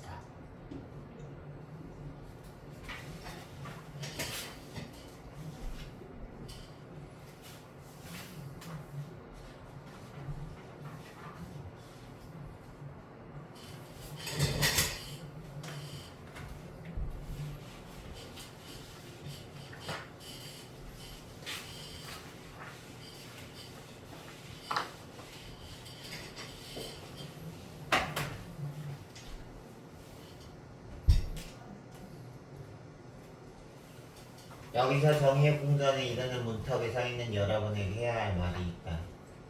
우리는 정당한 자리를 되찾는 과정에서 그릇하게 행동하는 죄를 범하지 말아야 된다. 여기서 지금 보면 정당한 자리를 되찾을 때 그릇되게 행동하는 죄를 범하지 말아야 한다라는 거는 그 다음에 나와 있죠. 자유를 향한 갈증, 이게 자유를 되찾는 게 정당한 자리를 되찾는 과정인데, 그때 우리가 그릇되게 행동하는 거는 비탄과 증오가 가득한 술잔으로 채우면서 달래는 건 잘못된 거야.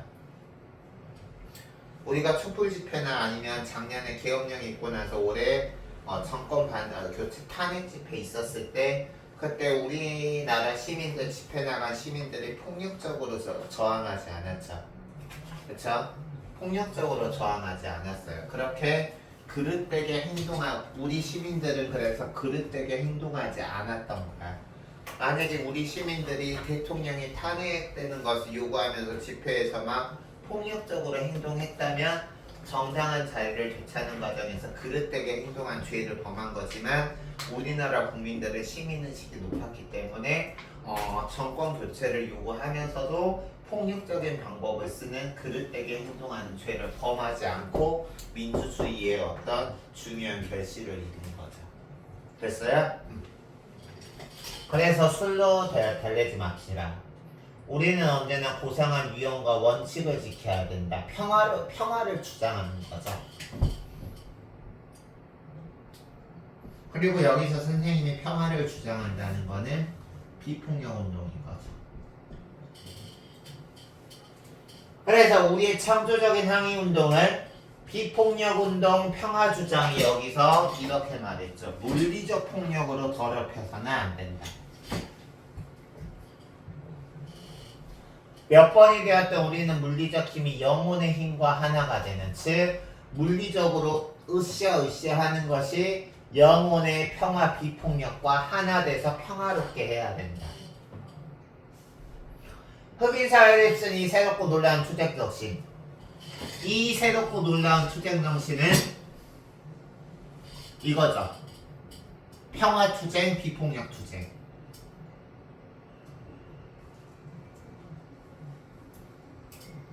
이 평화 투쟁, 비폭력 투쟁이 백인의 불신을 받는 일은 없어야 된다. 오늘 이 자리에 함께한 백인 형제들이 보여주듯이 백인들은 자신의 운명이 흑인의 운명과 함께 묶여있다는 사실을 알고 있고, 백인은 자신들의 자유가 흑인의 자유와 단단하게 얽혀있다는 사실을 알고 있다. 여기서 이제 흑인 인권운동은 비폭력 정신을 평화롭게 해야 되면서 동시에 백인들도 자기만 자유가 있고 흑인들이 이렇게 차별받는 것은 올바르지 않다라는 것을 깨달아야 한다는 거죠. 그래서 지금 여기 그림 보면 흑인이 지나가니까 백인이 지금 호텔에서 당신은 흑인이니까 이 호텔에는 흑인은 머무를 수 없습니다. 이런 차별적인 모습을 보여주면서 이래서는 안 된다는 거예요. 됐죠? 우리는 혼자 걸어갈 수 없다. 또한 걸으면서 우리는 앞으로 나아가야 되겠다고 맹세한다. 되돌아갈 수는 없다. 그래서 흑인 인권운동을 열렬히 지지하는 이들은 이런 질문을 받습니다. 언제쯤이면 흑인 당신이 만족하겠니? 여기서는 지금 보면 우리는 결코 만족할 수 없다, 우리는 결코 만족할 수 없다가 반복되어 있지. 아까 우리가 100년이 지났는데도가 반복된 것처럼.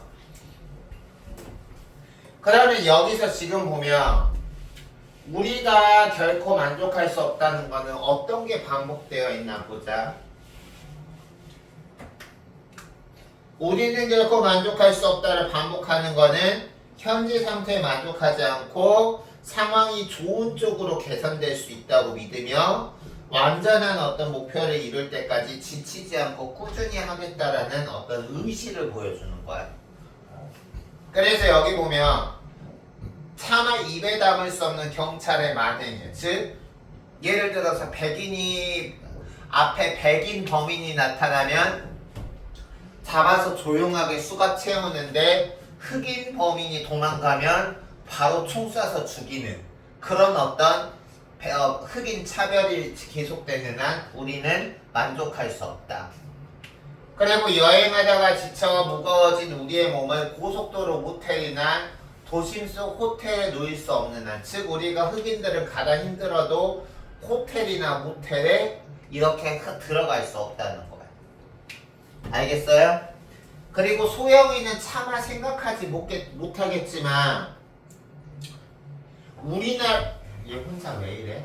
우리나라 같은 경우에서는 인종차별은 없지만 지역차별이 과거에는 있었던 거 혹시 알고 있나요? 예전에는 우리나라는 크게 이제 경기도, 강원도, 충청도, 전라도, 경상도, 제주도 있잖아. 너가 그런 현대사를 알면 이해가 쉬운데 지금은 이해할 수 없겠지만 옛날에는 전라도 출신이라 그러면 취직할 때도 제한을 많이 받았고 그런 차별을 많이 받았대. 왜냐? 전라도에서 알겠지만 아는지 모르겠지만 전라도에서 제일 큰 도시가 선생님이 태어난 고향 광주거든. 광주에서 일어난 역사적인 현대 사건 하나 기억나는 거 있어요? 있죠. 5.18 민주화운동. 우리가 그거 다 알고 있지만 우리나라에서 이상한 사람들은 그 5.18 민주화운동을 광주 시민들이 북한 공산당의 지령을 받아서 우리나라를 무너뜨리려고 한 북한의 지령을 받은 공산군의 지령을 받은 광주 시민들이 폭동을 일으킨 거라고 왜곡하고 있어. 그리고 실제로 그게 먹혔어. 알겠어? 아직도 어떤 지역의 어떤 연령대의 사람들은 광주 사람이다, 전라도 사람이다 그러면 공산군, 공산당, 빨갱이라고 믿는 사람들이 아직도 있대요. 말도 안 되지만. 그분들 논리에 따르면 선생님도 공산당주의자인 거야. 알겠어요? 그래서 우리나라 같은 경우도 그런 역사적인 아픔이 있었고 지금은 안 그렇지만 선생님이 만약에 그 시절에 살아서 차별을 받았다면 광주에서 태어났다는 이유만으로 선생님은 내 고향을 누구보다 사랑하는데 그랬다면 나는 가만히 안 있지. 그래서 여기 지금 보면 흑인도 이런 차별을 받았다. 다음, 흑인이 이사할 수 있는 작은 빈민가나 큰 빈민가밖에 정도 않는다. 다시 말해서 흑인은 이사도 마음대로 가지 못했던 거야. 그리고 우리 자녀가 백인 전용 학교라는 표지판 앞에서 학교도 마음대로 고르지 못하는 한 만족할 수 없다. 다음, 미시시피에 사는 흑인이 투표할 수 없고 뉴욕에 사는 흑인이 투표해야 될 이유를 찾지 못하는 한 지역에서 흑인들이 지역마다 흑인들은 투표권이 없는 지역도 있었던 거야. 미국은 대통령이 있지만 주마다 법이 달라서 미국은 주마다 소득세도 다르대요. 예를 들어서 똑같이 5,000달러를 벌어도 어떤 지역에서는 10%를 소득으로 내야 되는가 하면 어떤 주에서는 30%를 소득으로 내야 되는 주도 있대요. 주마다 법이 다르대. 그래서 여기서도 특정 지역에서는 흑인이 투표권을 갖지 못하는 한 만족할 수 없습니다. 안 됩니다. 우리는 여기서도 지금 보면 소영아 봐봐. 95쪽 식당 앞에서 화이트 only라고 해서 오직 백인만 입장 가능하다고 나와 있죠. 알겠어요?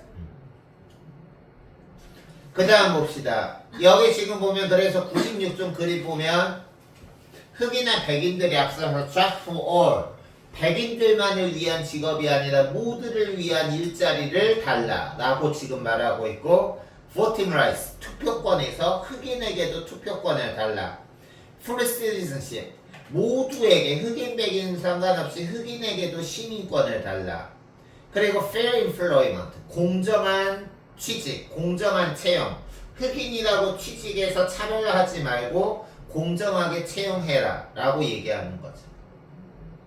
됐어요? 그래서 여기 지금 보면 여기서 지금 보면 흑인들이 경찰의 만행에 희생되고 숙소 이용에 거절당하며 마음대로 이사하지 못하는 차별을 겪다. 선생님도 설명하면서 선생님도 마음이 움직이고 분노를 유발해서 우리나라에서 차별이 있었던 호남 지역이 받았던 차별의 사례를 예를 들어서까지 설명했었잖아. 그러면 선생님도 지금 이 마틴 루터 킹의 설득 전략이 통한 거죠. 선생님도 열받아서 마음을 움직여서 선생님도 마음이 움직여서 호남 지역 예를 들었으니까 이렇게 감정을 움직이는 것을 감성적 설득 전략이라고 한다. 그리고 이제 아랫부분에 나와 있지만 미국 건국 시조의 참뜻이라는 것은 이건 객관적으로 존재하는 사실이니까 역사적 사실이나 이론을 들어서 내는 것은 이성적 설득 전략이라 그랬죠. 그리고 마지막에 나에게는 꿈이 있습니다를 반복하면서 하는 것은 우리가 감동을 이끌어내는 감정에 호소하는 감성적 설득 전략이다. 됐습니까? 저는 여기서 만족하지 않습니다. 정의가 강물처럼 흘러내리고 공정함이 힘찬 흐름이 될 때까지 즉 흑인이 완전하게 인종차별을 받지 않을 때까지 만족하지 않을 겁니다. 여러분 중에는 크나큰 시련과 역경을 겪고 나서 이곳을 찾은 사람도 있다. 여러분 중에는 감옥에서 나온 사람도 있고 당신이 이렇게 나와서 시위를 추구하면 박해를 당하고 경찰에 만행에 시달려서 만신창이가 될 수도 있다. 그래서 우리가 실제로 5.18 민주화 운동 할 때 광주 시민들이 민주화에 열망을 담아서 그렇게 우리나라에서 민주화의 성지답게 그렇게 했는데 그때 당시 대통령이 어땠냐면 광주 시민들 공산당의 소행을 받은 빨갱이들이다. 군인들 내려보내서 무고한 전라도 시민들을 무차별로 대포 쏘고 칼로 폭행 도구로 광주 시민 아무나 길가에서 도망가고 있는 시민 잡아다가 때리고 총 쏘고 그랬대요. 선생님이 내가 고향이 그쪽이어서 내가 사실을 과장한 게 아니라 실제 사실이에요. 그래서 여기 보면 그렇게 자유를 추구하고 진리를 찾으면 이런 고통을 받을 수도 있다. 그래서 여러분은 온갖 어려움을 겪은 베테랑이다. 이유 없이 고통을 받아도 언젠가는 구원을 얻으리라는 믿음, 언젠가는 평등하게 대우받는 날이 올 거라고 진전하십시오. 각자 자기가 살고 있는 지역으로 돌아가십시오. 자기 지역에서 목표를 계속 이어나가라는 거지. 알겠어? 그래서 돌아가더라도 이 상황은 여기서 이 상황은 지금 흑인이 차별받고 있는 상황이야. 돌아가더라도 이 상황은 언젠가 변할 수 있으며 반드시 변해서 흑인들도 평등해지는 때가 올 거라는 걸 믿으십시오. 동지 여러분, 여러분에게 말씀해드리고 싶습니다.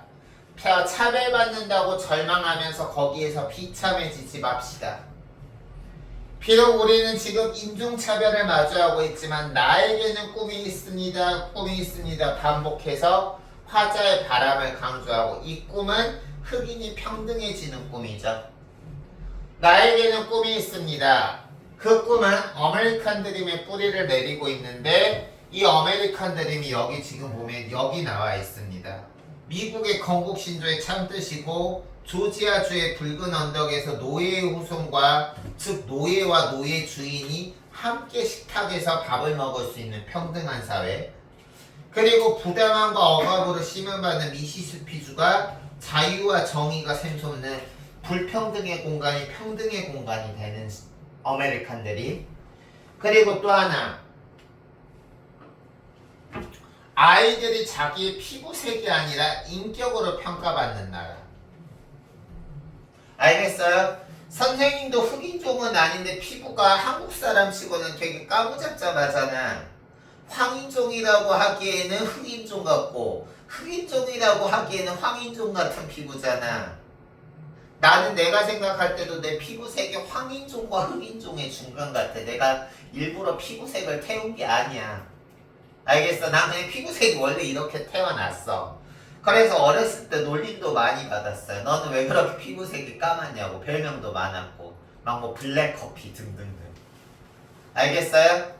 지금은 그냥 웃으면서 넘어가지만 중학교나 학창시절에 놀림받은 별명 막 피부색이 까맣다는 이유로 별명이 많고 그러면 그때는 그게 그렇게 싫었었어.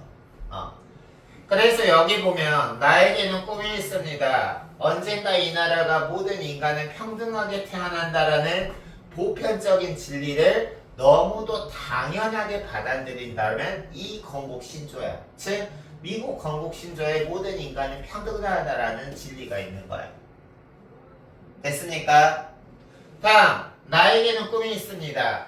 언젠가 여기 지금 나와 있지. 지금 여기 이 내용이 여기 있고요. 이 내용이 여기 있고요. 이 내용이 여기 있죠. 그래서 지금 보면 이 화자의 꿈이 각각 하나, 둘, 셋, 넷, 다섯 이렇게 꿈의 종류를 나열을 하고 있고, 이걸 통해서 결론을 내세우는 거는 흑인이 피부색으로 차별을 받는 게 아니라 모두가 평화로워지는 나라다. 알겠습니까? 여기까지 있죠? 오케이. 소영이 고생했고요. 우리 누구냐? 하정이 지금까지 한 곳에서 이해 안 가는 거 없어요? 그러면 오늘은 내용이 단순해서 1교시 이렇게 끝나고 2교시 시작하면 2교시 때는 내가 너희들에게 하정이는 과제 못한 거 다 했어? 그래서 그거 하고 선생님이 추가로 할 자료를 줄 테니까 그거 하면서 이해 안 가는 거 질의응답 받는 시간을 하겠습니다. 선생님이 2교시 때는 너희들이 이제 우리 2주차 다 진도 다 나갔으니까 그거 풀면서 너희들이 이해 안 가는 거 개별적으로 질의응답 하는 시간으로 할게요. 알겠죠? 오케이? 그러면 지금으로부터 10분 쉴게요. 1교시 고생하셨고요. 2교시 편안하게 쉬십시오. 고생하셨어요.